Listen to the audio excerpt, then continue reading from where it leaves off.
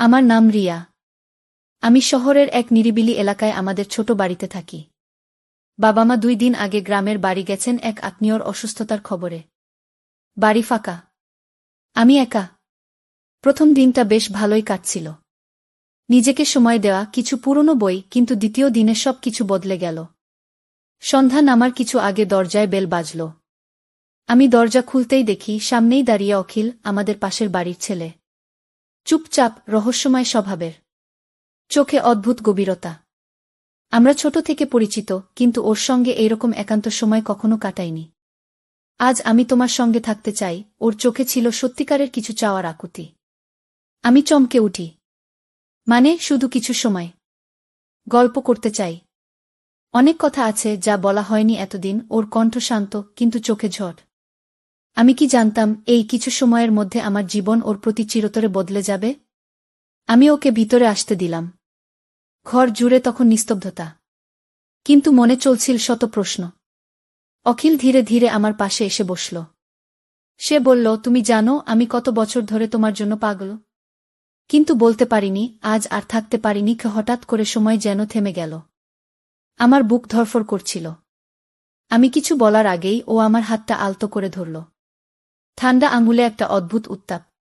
আমার চোখে চোখ রেখে বলল, আজ যদি না বলি, যদি না থাকি, হয়তো আর কখনো হবে না। গিয়ে এই মুহূর্তেই একটা বিকট শব্দ হলো, বাতি নিভে গেল। বিদ্যুৎ চলে গেল হঠাৎ।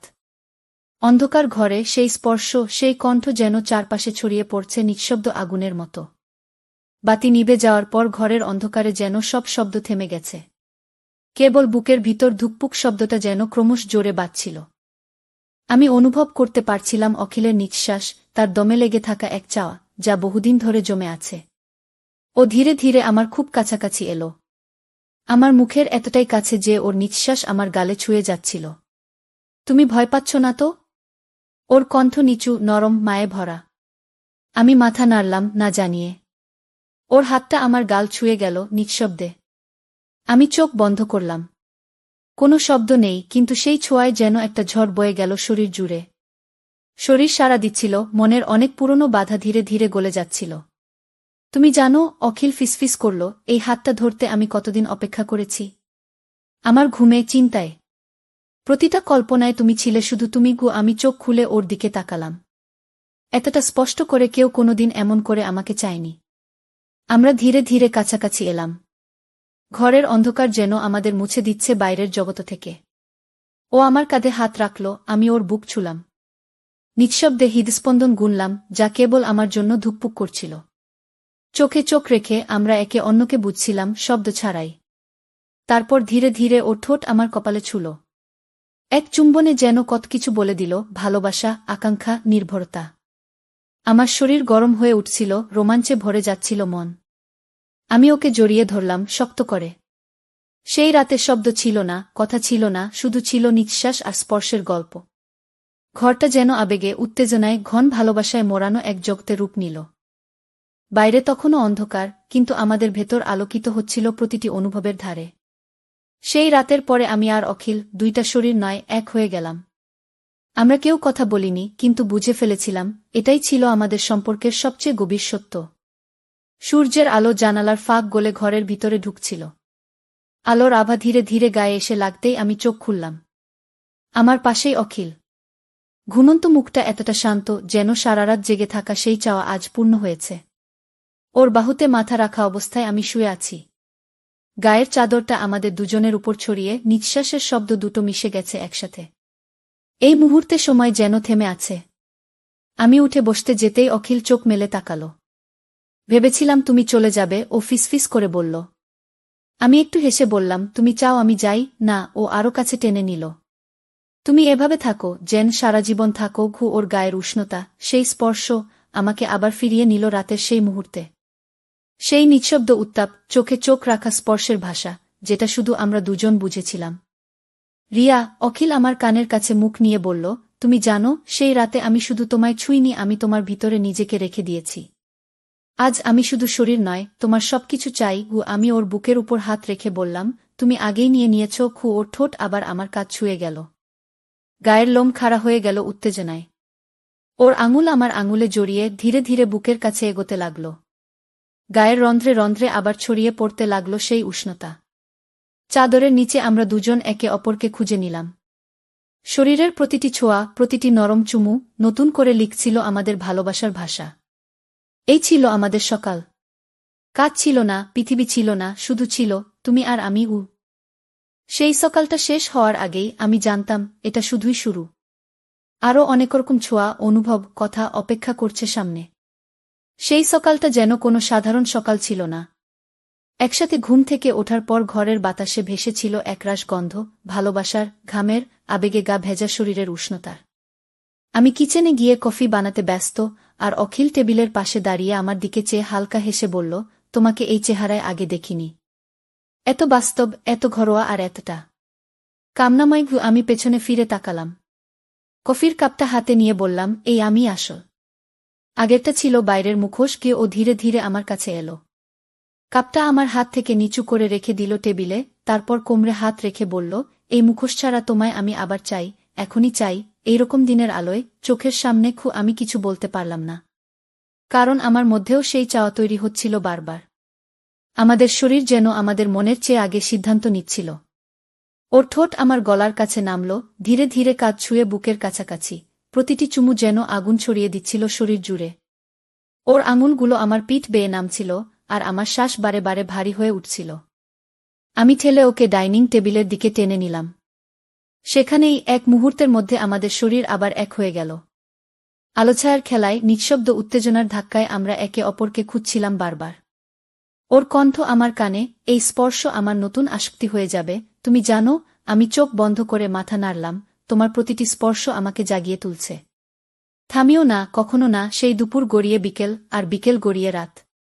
আমরা একে অপরের শরীর চিনে নিচ্ছিলাম, প্রতিটি ধাক্কায়, প্রতিটি ছোঁয়ায়, প্রতিটি শব্দহীন স্পন্দনে। একটা সময় মনে হলো সময় নেই, জগৎ নেই, শুধু এই বিছানা, এই ঘর, আর এই গলিয়ে ফেলা স্পর্শের জগৎ।